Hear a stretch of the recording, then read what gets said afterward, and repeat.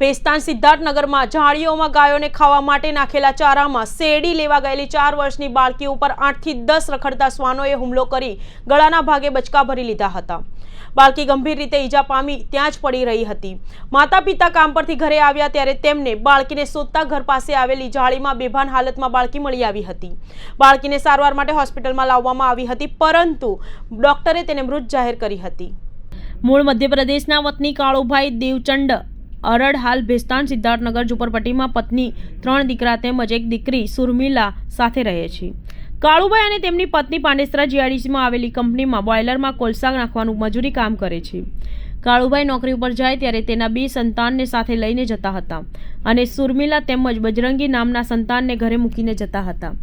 રાબેતા મુજબ સોમવારે પણ કાળુભાઈ બંને સંતાનને ઘરે મૂકીને ગયા હતા। તે દરમિયાન સાંજે 5 વાગ્યાના સુમારે સુરમીલા અને બજરંગી ઘરની બહાર રમી રહ્યા હતા।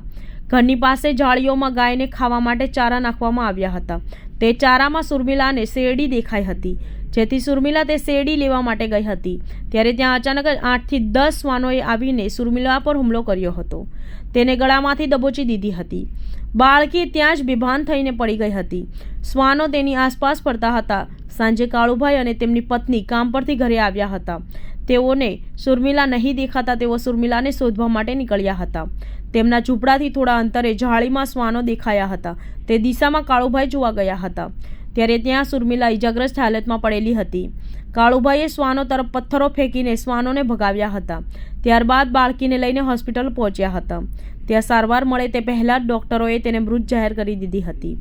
સુરમીલાના પિતા કાળુભાઈએ જણાવ્યું હતું કે હું જ્યારે નોકરી પરથી ઘરે આવ્યો હતો ત્યારે મને સુરમીલા દેખાઈ ન હતી, જેથી બજરંગીએ કહ્યું હતું કે સુરમીલા ત્યાં ઝાડીમાં પડેલી છે। જેથી ત્યાં જઈને જોયું તો સુરમીલા બેભાન હાલતમાં કૂતરાઓ પાસે પડેલી હતી।